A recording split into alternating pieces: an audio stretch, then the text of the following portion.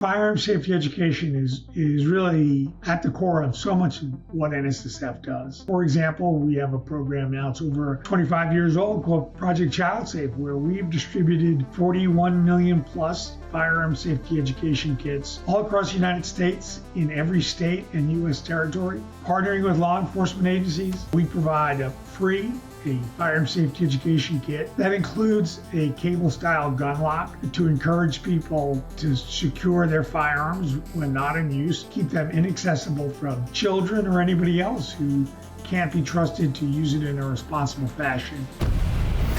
Welcome to Aimpoint's Taking Aim Podcast. I'm your host, Rich Nance.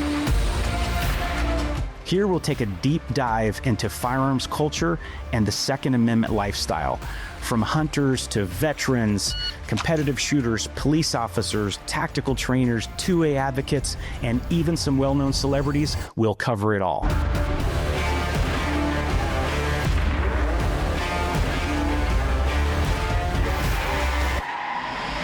Today I'm joined by Larry Keane. Larry is the Senior Vice President for Government and Public Affairs with the National Shooting Sports Foundation. He's a wealth of knowledge when it comes to firearms law, and you won't find a bigger 2A advocate. Stay tuned for what's bound to be a very interesting and informative episode. Larry, thanks so much for joining us today. It's a pleasure to spend time with you. You know, a lot of us in the industry, we associate the National Shooting Sports Foundation, NSSF, mainly with SHOT Show, which is the biggest gun show every year, and that really brings a lot of us together. It forms some great bonds. It lets us, as me being a gun writer, it lets me see what's new and coming up, and it's a very exciting time of the year. But some people might not realize how much more there is to NSSF than SHOT Show. So maybe talk a little bit about, in general terms, what the NSSF does. Well, the SHOT Show obviously is a big deal, but and it's owned and put on by NSSF. I get asked that question all the time, like, describe the NSSF, and the elevator speech is, the distinction between NSSF and, say, the NRA or any Second Amendment organization is the dividing lines, the checkout counter. We're an industry trade association. Our members are the manufacturers, the distributors, the retailers of firearms, ammunition, optics, really anything you can put in, on, around, or through a gun for hunting, target shooting, personal protection. We have, ranges, retailers. We've got sportsmen's clubs, endemic media. But what we don't have is our members are not individual gun owners. Our members are members of the industry. So we come to the issue from that perspective, representing the interest of our members. And we do quite a bit in the government relations space, public affairs, but also a lot of work in terms of member benefits, educational information, safety information, and campaigns that we do. And obviously the SHOT Show is an important part of NSSF and what we do, and it helps to fund much of what we do. Yeah, that's great. Great brief there, or like you said, elevator speech. Larry, you have a very interesting background. It may not be as interesting to you because you lived it, but to me, reading about it, it's very interesting. So you were for a time an assistant district attorney, correct? I was, yeah, way back in the day. So you were prosecuting the kind of guys I'd bring in. So I appreciate that. I was a police officer, retired a couple years ago. But in addition to that, you gained some trial experience in the civil side, right? Is that the private sector? How would you describe that? Yeah, well, when I came out of law school, I became an assistant DA for a number of years. And then I went to private practice, and I was a partner at what you would call a boutique product liability law firm. I handled a lot of firearms litigation cases. I was Beretta's product liability counsel for North America for a number of years. So I got to try a number of cases, in the firearms space, the Dix versus Beretta case way back in the late 1990s. And then I was involved in the Hamilton trial in Brooklyn, New York, way back, about 25 plus years ago. which is a seminal case against the industry. And then, so did quite a bit of litigation, civil litigation, representing gun companies, in product liability cases. And then in May of 2000, I came to NSSF as the general counsel and grew that role into, government relations, public affairs, as well as still, doing all the legal stuff that a general counsel does. Wow. Sounds like they're keeping you pretty busy, but we appreciate your work, especially, as gun owners. We all benefit from that. Now, what is your background as far as shooting? Were you an avid shooter growing up, or did you learn about that through the legal work you were doing? As a kid, on family vacations, my father's a former Marine. He was a New York City police officer. So growing up for me in like Long Island, New York, guns were, really more cops and robbers. I didn't, there weren't people in my neighborhood that really hunted. So I came to it later in life when I started, working on firearms litigation stuff, is when I started, hunting, shooting, and getting involved in the sports. So a little different than most people, learn it from their, grandfather, that sort of thing. But I'm an avid upland bird hunter, and that's sort of my passion. So one of the things you said was very interesting about it was kind of a cops and robbers things. For me, sort of the same way. I grew up in a rural city in Northern California, agricultural city, but yeah, I mean, my friends were hunters as kids, but I didn't really get into firearms until I was older as well, at about the time I was preparing to enter the police academy.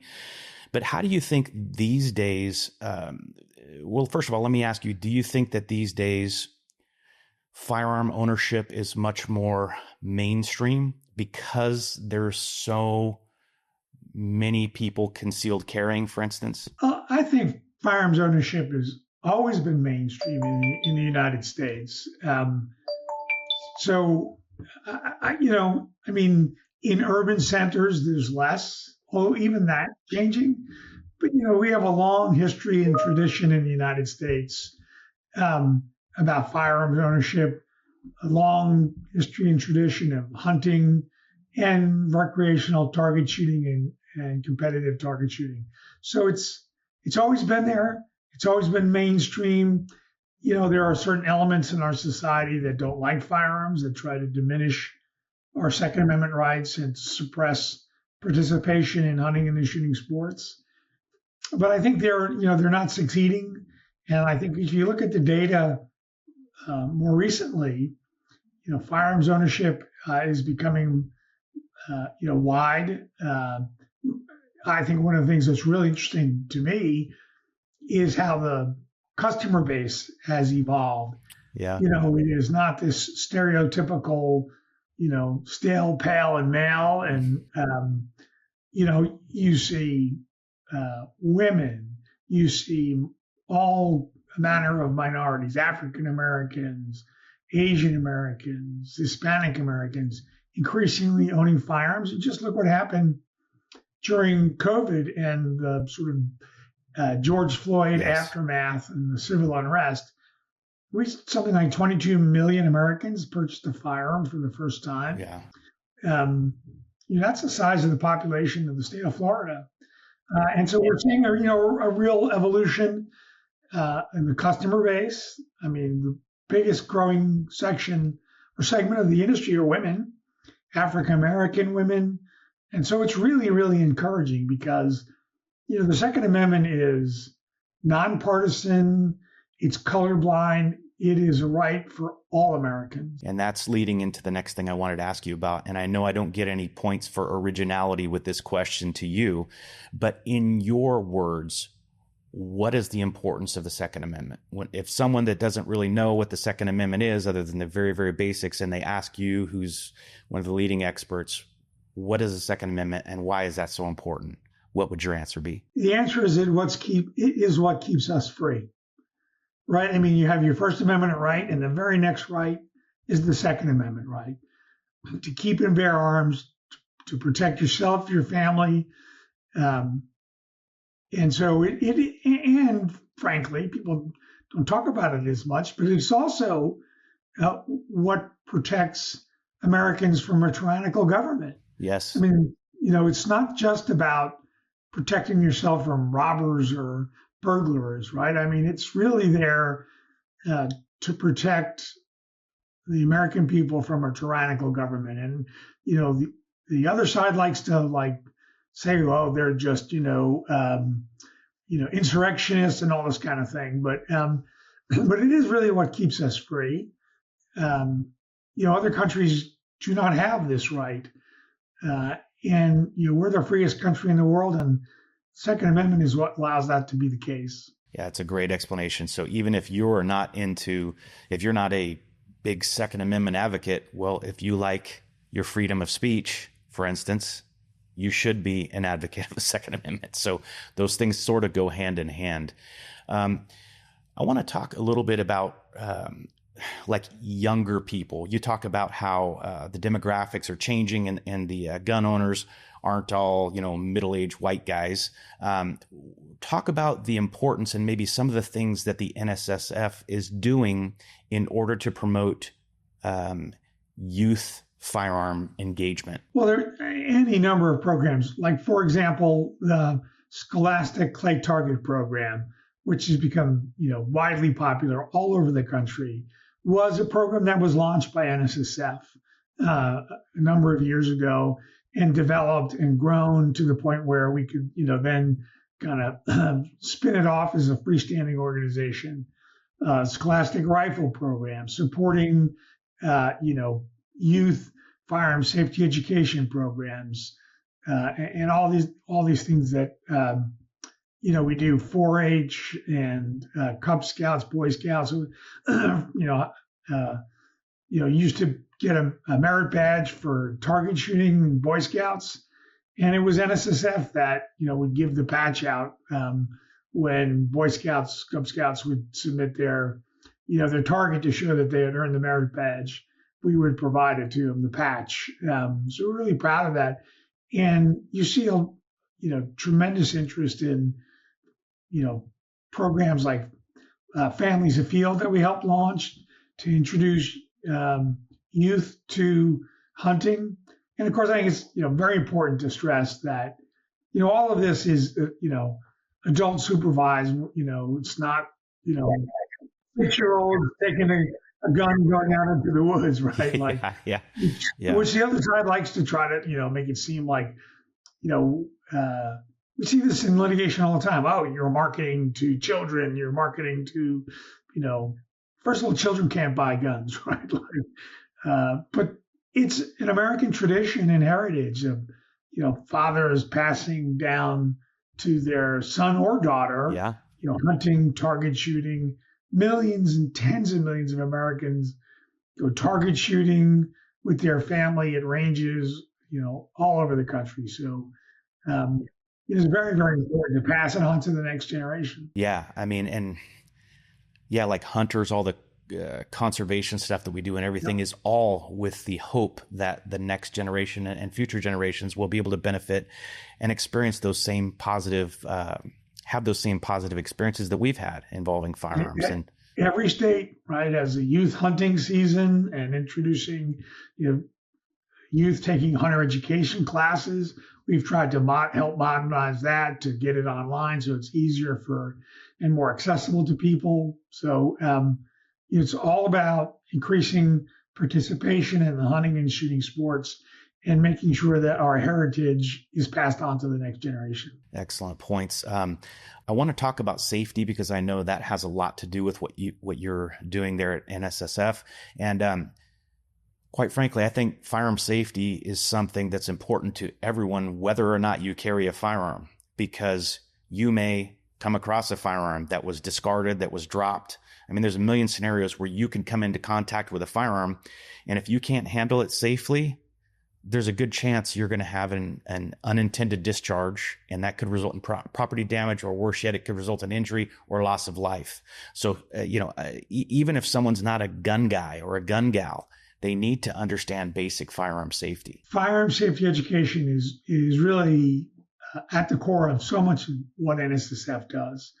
And we have so many programs and publications that support that. I mean, the industry is really leading the effort, right? Information in the product manuals, programs that NSSF does, publications that we put out, videos, etc., teaching, safe and responsible storage and use of firearms. So, for example, we have a program now, it's over 25 years old, called Project Child Safe, where we've distributed 41 million plus firearm safety education kits all across the United States, in every state and U.S. territory, partnering with law enforcement agencies. Yep. And, we provide a firearm safety education kit that includes a cable-style gun lock to encourage people to secure their firearms when not in use, to keep them inaccessible from children or anybody else who can't be trusted to use it in a responsible fashion. I mean, the lock is, one way to do that, but every firearm made can be secured by, any manner of, whether it's a safe, a lockbox, a lock cabinet, etc. And that's what's important, right? It's making sure you're, with rights, you have a right to own a firearm, but it comes with responsibilities, and you have to safely secure your firearm when not in use. And how you do that is different for every person. There is no one size fits all.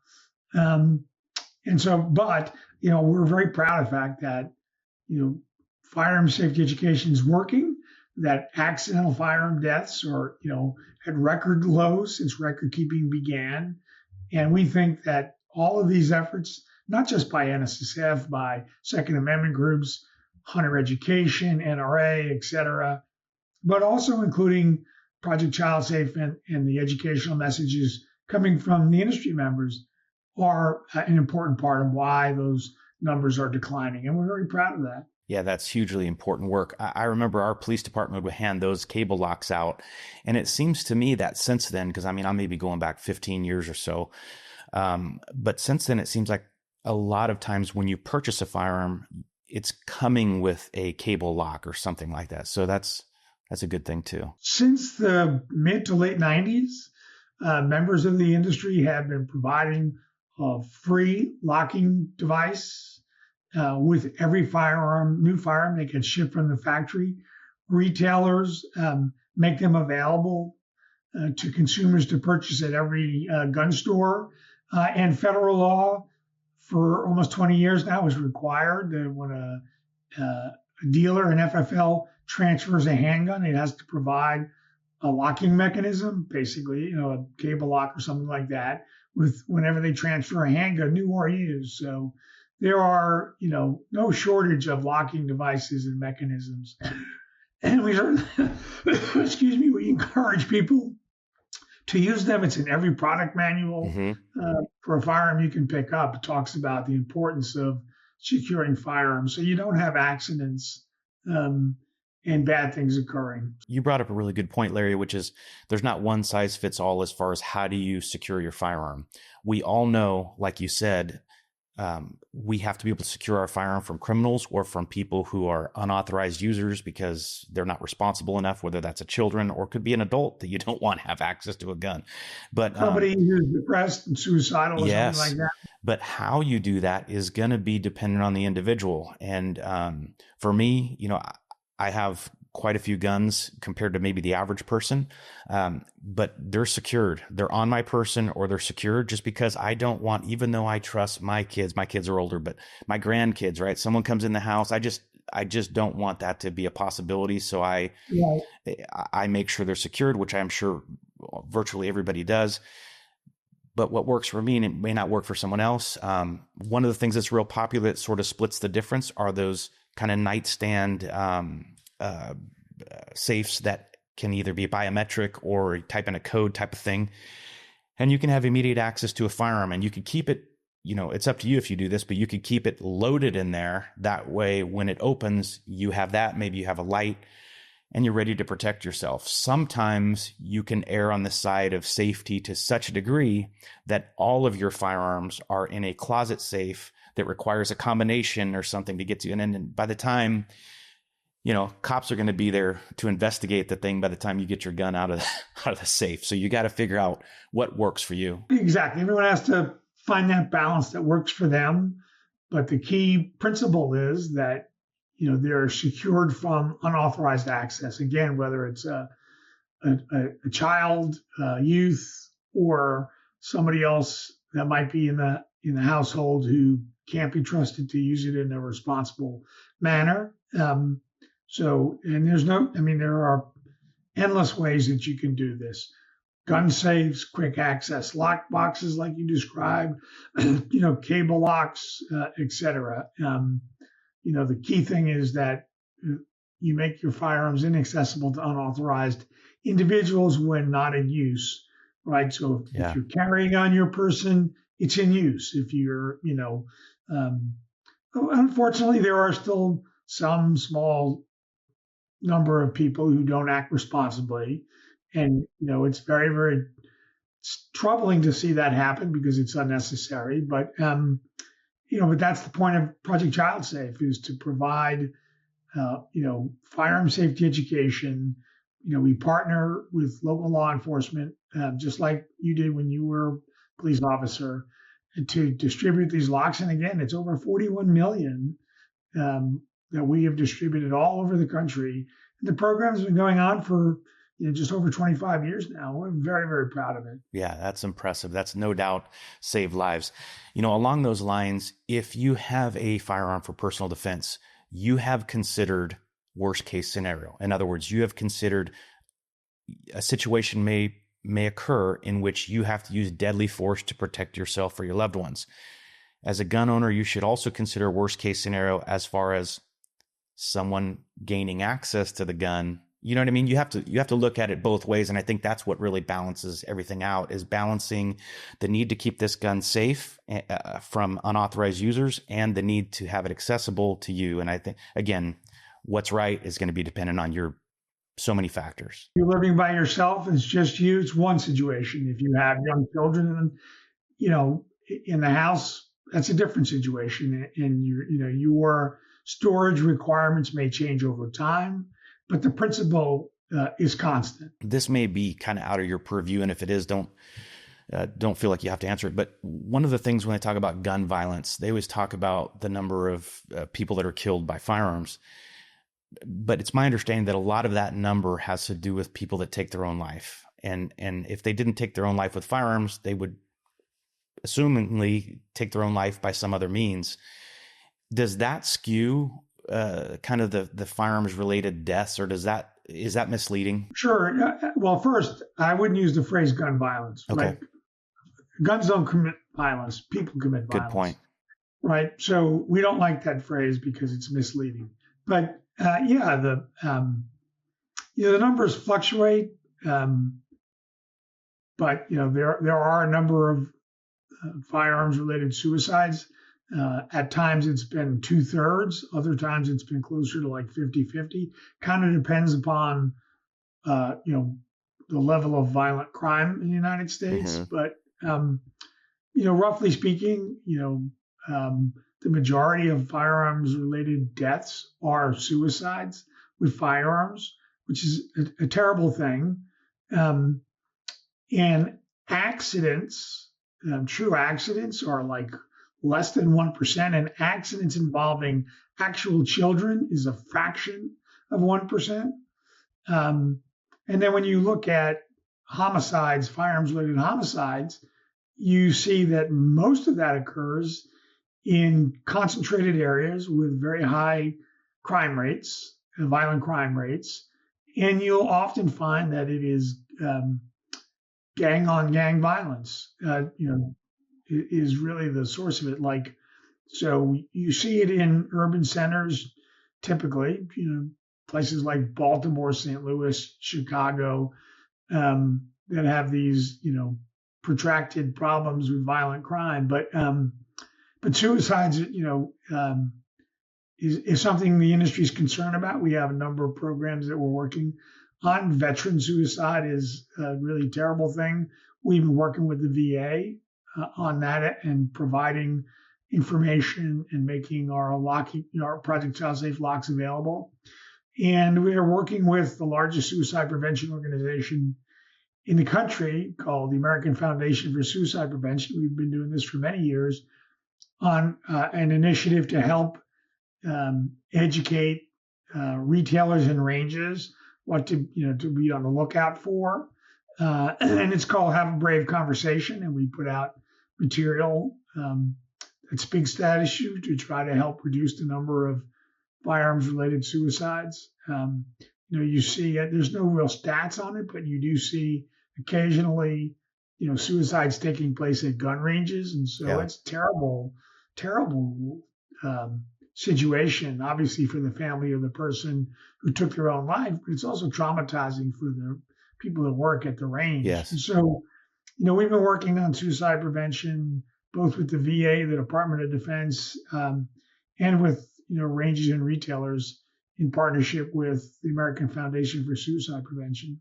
Yeah, it's kind of a buzzword, Larry, but really it's a holistic approach that you guys are taking to make firearms ownership better and safer for everyone. I mean, that seems like what the NSSF is doing. I mean, it's critical. We have so many programs we do that are, about, safety, both trying to help ATF in reducing the criminal acquisition of firearms, in making sure that, so we have a program called Don't Lie for the Other Guy. That's now 25 years old, where we partner with ATF to try to reduce the number or instances of illegal straw purchasing of firearms. So we work with ATF on that. We have training material for retailers that's created and developed in partnership with ATF about, how to be better able to identify a straw purchaser and avoid that sale, and then to call ATF, call local law enforcement. We have a very successful program called Fix NICS, where we've worked the industry to make sure that disqualifying records, chiefly mental health records for people who are dangerously mentally ill, where they've been adjudicated by a court, that those records get into the NICS background check system so that they are not able to pass a background check. We've seen that happen. In Sutherland Springs, for example, that individual was a prohibited person in several different ways. Unfortunately, the military did not put his records into the system, and he was able to pass a background check. So we're very proud of our efforts on the Fix NICS campaign. And in fact, legislation that was signed by President Trump, the Fix NICS Act, was named after our program, and we're very proud of that. It's helped to improve the quality of the records. That helps to prevent people who can't, handle firearms in a responsible manner, violent felons, etc., mentally ill people are not able to access them by purchasing them from a licensed retailer. So that's, another example of a program that we have that we're very proud of. Making sure everything's on the up and up. This person comes to buy a firearm, he is fit to buy a firearm. That keeping them out of the wrong hands, again, what do they say? An ounce of prevention versus a pound of cure type of thing. So yeah, that makes perfect sense. Licensed dealers are required to run the background check, right? But the background check is only as good as the information that's in the database. And so the dealers rely upon that to make sure that the government has approved the sale, that this is a person who's not prohibited. And so you got to make sure the quality of the data is accurate so that dealers, when they rely upon it, or have confidence that they're not transferring or selling a firearm to somebody who shouldn't have it. Very interesting. Shifting gears a little bit, Larry, what do you think the media's role plays in sort of establishing the way that the Second Amendment or firearms ownership is viewed in our culture, in our society? Well, yeah, interesting question. It's pretty clear, right, that the quote unquote mainstream media has, has a anti-gun bias. the stories they report are always misleading. They're always one-sided. They don't paint a full picture. And that's, the New York Times, the Washington, LA Times, et cetera, major news broadcasts. So it's very frustrating because there's a very anti-gun bias. But every once in a while, you'll be surprised and you'll see a story like in the New York Times recently that talked about like how people are buying guns and want to take classes, how to be able to safely and responsibly use the firearm in self-defense. So every once in a while, they throw a curveball, but there's no doubt that the legacy media is biased. The good news is that that's not how people get their news these days. Yeah. Increasingly, right? The people are getting it on their phone, their other sources. So, what, was the only source of news when I was a kid? I mean, that's not the case anymore, right? So there are, in some ways, I think that's forced some to moderate their view and be more balanced. But I also think for some, it's driven them to be even more biased. It could be because we were kids, but I certainly remember the news being much more objective. Again, maybe it's that I was just naive as a kid, but now you can't watch the news. I shouldn't say you can't, but the vast majority of news programs you watch have such an agenda that it's completely slanted this way or completely slanted that way. And really, you don't know what to believe. The people that watch this believe that and vice versa.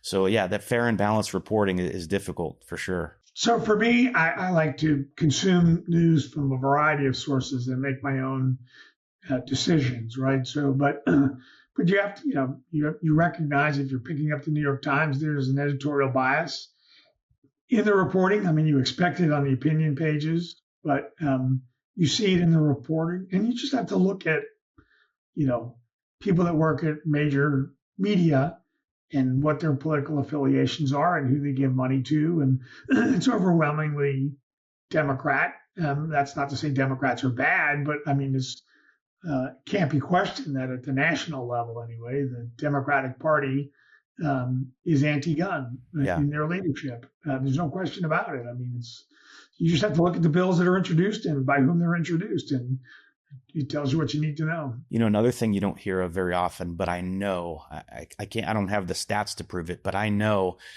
that having a firearm without firing a shot has saved a lot of people, prevented a lot of situations from developing to the point that someone is injured seriously or killed. But you don't read about that. You don't read about very often that someone breaks into a single mother's house and the gun that she has, she uses, maybe even without firing a shot, hopefully without firing a shot, to prevent this person from endangering her or her family. Those are legitimate things that are happening on a fairly frequent basis that you just don't hear of. That's exactly right. There's an old adage in the media, right? If it bleeds, it leads.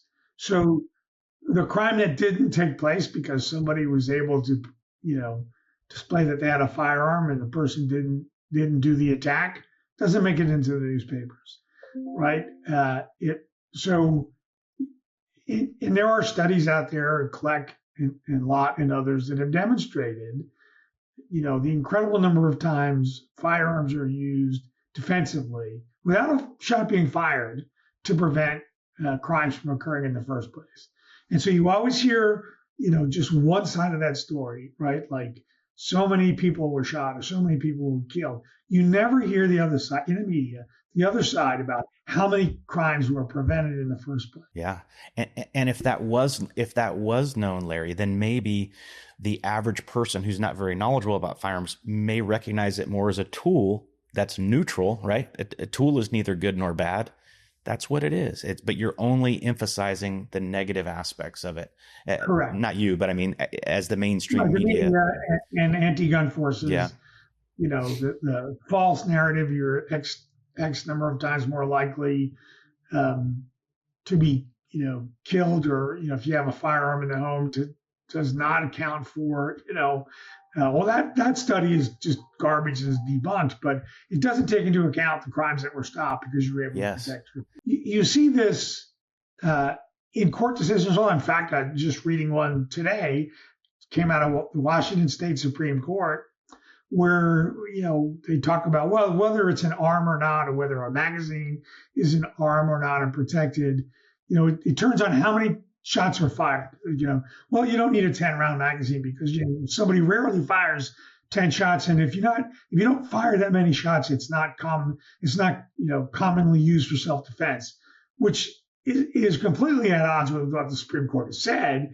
And describing it not just as commonly used as in owned for that purpose, but has also said typically possessed, right? So it's about ownership. It's not about how many times the gun was actually fired in self-defense. And isn't it a good thing that it's not often that many rounds? But anyway, the other side plays games with the numbers quite a bit. Sensationalization, yeah, for sure.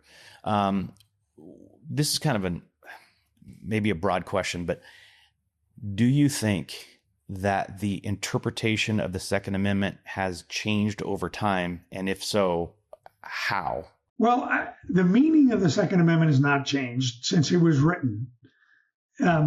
What has changed with the Heller decision and other cases from the Supreme Court is a recognition and an acknowledgement of what the Second Amendment has always meant, and that the Second Amendment doesn't create your right to keep and bear arms. It protects the pre-existing common law right, the human right to self-defense, and to own a firearm for those purposes. For a period of time, courts were, claiming that, it only protects a state right to have a militia, even though it says people. And everywhere in the Constitution where it says the people, it means the individual. Heller is obviously seminal in the cases that have come since, McDonald, Bruin. We would like to see the Supreme Court take some more cases. Hopefully they will, particularly to address, these bans on modern sporting rifles, these bans on standard size magazines and things like that.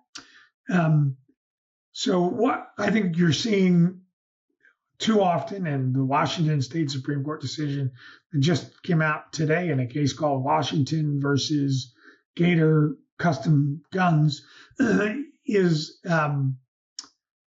too many appellate courts are just thumbing their nose at the Supreme Court and engaging in legal gymnastics to avoid the holding in Heller and Bruin, et cetera, to say, for example, that a magazine for a semi-automatic firearm is not an arm at all.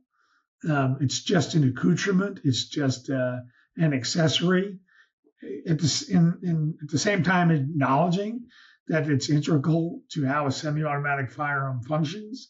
But, it's okay. They can ban them because they're not arms. Or even if they're arms, above a certain number, they're no longer arms because, so that's been concerning, the way that too many appellate courts have been reaching, to me, intellectually dishonest decisions based on an anti-gun political agenda. They just, are thumbing their nose at the Supreme Court, which is why you've seen dissents by Justice Thomas, for example, talking about how the Second Amendment is not a second-class right. So there are a number of cases pending cert petitions before the court today that we hope the court will grant. And there are several more coming. The Duncan case out of the Ninth Circuit is headed back to the Supreme Court. There's a case out of Illinois that NSSF is a party to, Barrett, where we won a permanent injunction at the trial court level. That's now in the Seventh Circuit. If we were to prevail, I'm sure the state will appeal. And if we don't prevail, I'm sure we will file a cert petition. So there are a number of cases coming to the Supreme Court. At some point, they have to start taking some of these hardware bans, as we call them, hardware bans, and make it clear that you can't ban modern sporting rifles. You can't ban standard size magazines. And it's, as Heller said, it's the people who get to choose what arms they want to use for self-defense. It takes that choice away from the government. Yes. And unfortunately, these appellate courts think it's still the government that has the right to decide how much self-defense you're entitled to or what firearms you're allowed to have. Larry, you bring up so many cases that are interesting and relevant to firearms ownership. For someone who's maybe very new to this, is there any place you would recommend that they go to find out more about these cases? I mean, just a Google search, or I mean, what? Yeah, I mean, Google search. There are air tables out there. I mean, if you follow the social media feeds of NSSF, NRA, Second Amendment Foundation, and others, they report on, developments in firearms-related litigation. So that's probably the easiest way to find out what's going on, what cases are sort of out there. There's, a lot of information on the Google machine. Yeah, for sure. So I was a police officer in California, and it's funny because, I mean, I was a gun writer for most of my career, very involved with Guns and Ammo and Guns and Ammo TV and all that. And so once in a while, I would be in the station and they would say, Officer Nance, can you take line 11? It's someone from Texas that wants to move to California, that wants to understand California gun laws. It's like, I've been a cop in California for 25 years and I don't understand them. I mean, one of the craziest examples that I can't make this up. So we were filming Guns and Ammo TV for the first time that I was involved in it in 2010. And we were having a new Ruger pistol sent from one FFL to another FFL in California. Well, we couldn't have that particular one sent because even though the make, the model, the caliber, everything was identical, one of the pistols had a two-tone finish. In other words, the slide was finished in a different color. And that one, whatever it was that they were sending, was not on the California approved handgun roster. So literally the difference between one being legal and one being illegal was the color of the slide. I mean, how do you explain that to someone? It doesn't make sense. Well, you can't. It's irrational. And fortunately, there's been litigation and the California statute's been enjoined. But yeah, I mean, if you got on the roster, right, any change, no matter how inconsequential, even if it made the product safer. So let's say you change the color of the grips, new model. Now you can't get on the roster again because, they keep adding to the roster. And is that a money thing? I'm sorry to interrupt, Larry. Is that a money thing or is that a just we don't want guns thing, or both? We don't want guns things. Okay. They wanted to knock guns off the roster. And so, over a period of time, the number of approved guns on the roster went from roughly 1,000 to like under 500, 400 and something. Because if you made the part, no matter how inconsequential, different material, or the size changed, it was now a new model. So for example, if you had like a critical component and you made it with different materials so it was more durable, lasted longer, making the firearm safer, it's a new model. Now you have to go through the whole process, and they keep changing and ratcheting up. First you had to have a magazine disconnect or a chamber loaded kit. Then you had to have both. Then you had to have this. So they keep adding to it for the purpose of knocking you off the roster, to reduce the number of products available. Now, as I said, there's been litigation on that, and they included microstamping. That if you didn't have microstamping, and that was the main thing. 2013, when microstamping became a requirement, well, no, it's not possible to microstamp. Yes. As a practical matter, it can't be done. It doesn't work, right? And every peer-reviewed study has said that.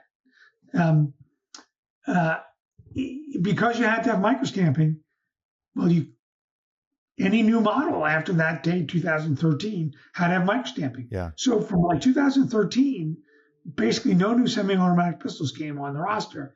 And so over time, just kept getting fewer and fewer and fewer. Well, to your point, it's my understanding that Glock, the whole reason why they kept with the Gen 3 until I think recently they may be doing away with it, but was because California, that was on the roster. You only got to California. Yeah. And California was something like, at least this is an old stat, but something like 10%, which seems crazy, like 10% of the firearms ownership in the country was in California. At least that's what I read or something at some point. It's an enormous percentage of overall U.S. population, right? It's a big, big state.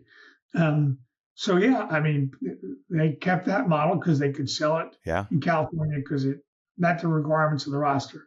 But if they tried to introduce Gen 4, nope.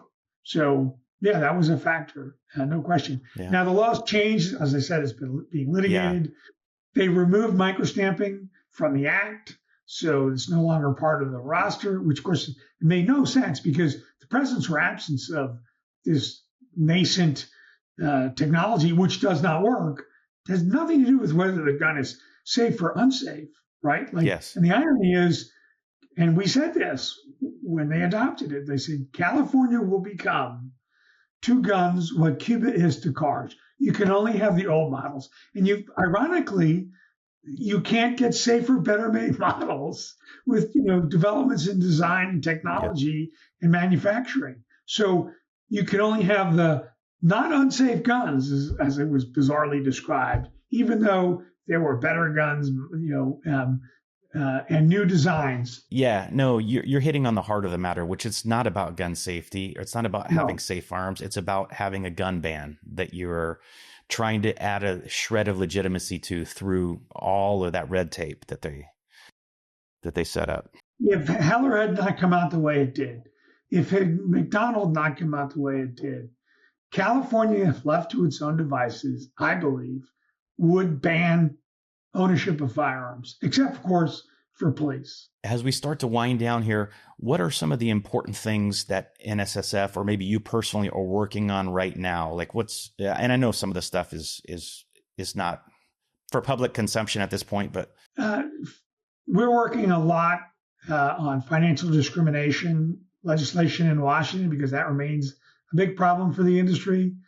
And at the state level, we just passed and got signed into law in Oklahoma, the Firearms Industry Non-Discrimination Act. It's 11 states now that have those laws that say, if you discriminate against the firearms industry, you're not entitled to any government contracts paid for with state tax dollars. So we're pushing that. We're also working on legislation to stop this merchant category code, which is pushed by anti-gun forces, and that is just to try to monitor gun sales by creating this merchant category code. It's a little kind of in the weeds, but the anti-gun groups want to be able to monitor gun sales so that they can encourage banks to deny transactions. Well, that's too much money being spent on guns or ammo, or that's the wrong kind of gun. If any other industry was treated that way, it would be not tolerated for 1 minute. No, right, exactly. So, so that's a lot of that. Working on trying to, again, we're the Industry Trade Association, so a lot of our efforts are like boring things that the average gun owner doesn't really know or care about, like repealing this export restriction that Biden put in place. We're trying to, things like that, trying to, reduce the overregulation of suppressors, things like that. So that's another thing that's crazy. So being from California, I didn't know anything about suppressors. I was like, forget suppressors, because we couldn't even have them. Even law enforcement had to be, obviously, agency purchase. Then now I moved to Arizona and it's like, wow, suppressors are pretty cool. They're good for hunting. They're good for your ears. Sales of suppressors have just absolutely exploded, pardon the pun, in the last number of years. They're legal to own in 42 states. You can hunt with them in 41 states. You can guess the states you're not allowed to own them. Yeah. And California is one of them. Yep. New York, New Jersey, Massachusetts, so you can guess. So that's important because you should say that they don't silence the report. They just reduce the report to hearing safe levels. They're not used in crime. They're not regulated anywhere else in the world like they are here. Yeah. You can buy them at retail. Their use is mandated in many parts of Europe for hunting. Even if you're out in the woods by yourself, you still have to use a suppressor, or for target shooting in a range. because it's considered, good manners that, to reduce the report. So I wonder if it's like, somebody watched a James Bond movie or something and figured out, and they thought that people were going to go assassinate people and no one was going to hear a shot. I mean, it's just ignorance that somehow becomes a law. So suppressors were put into the NFA in the 30s because state fish and game agencies at the time were worried during the Depression. The gangster era. And people are going to use suppressors to poach game, which never happened. Okay. And then they got this connotation through Hollywood, as being this gangster tool. Yeah. But they don't silence, which is, they're called silencers legally because that's the name the inventor Hiram Maxim gave to him. Hiram Maxim invented the car muffler. It's the same darn thing. It's a muffler. Yeah. And so, that was a marketing name he gave it, but they don't silence anything. They just reduce the level of the report to hearing safe levels, but it's still very loud, as you know. Just doesn't damage your ears permanently. Yeah. So there's really no reason for them to be regulated this way in the United States. So that's a long-term effort. National concealed reciprocity is a big deal. That would be a game changer. Instead of this crazy patchwork. Your rights, your First Amendment rights, your Fourth Amendment rights, all your other civil liberties, they don't stop at your state border, right? Why do your Second Amendment rights stop at your state border? It doesn't make any sense. So, and then, playing defense in all the usual, places. You can, a lot of legislation being pushed by Everytown to try to create new ways to sue the industry for the criminal misuse of lawfully sold firearms. Yeah. That's an ongoing struggle that we have to fight. And a lot of litigation going on, as we mentioned. That's consuming a lot of time and attention as well. I bet. Well, I'll tell you, all gun owners and industry folks owe a huge debt of gratitude to you and what the NSSF is doing for us. Sometimes we don't even know what you're doing for us, but it's a lot. I appreciate you being here with us today, brother. Where can people go to find more information out about the NSSF? Well, first, the praise doesn't go to me. It goes to NSSF, right? I mean, it's about the team, not any one individual. But you can get information about us by going to nssf.org. You can sign up for our bullet point newsletter that comes out on Mondays. That's probably, and you can follow our social media pages, Facebook, Twitter, etc. Our YouTube page is, really big. So a lot of great content there for folks that want to learn about shooting, hunting, how to put an optics on your firearm, how to clean your guns, etc. Huge. I mean, that's a crazy spectrum you just mentioned there. A lot of information. So thank you so much for that. I really appreciate you being here today. Guys, that's a wrap for this episode with Larry Keane. If this episode resonated with you, be sure and let us know in the comments. And don't forget to like and subscribe to Aimpoint's Taking Aim Podcast. We'll see you next time.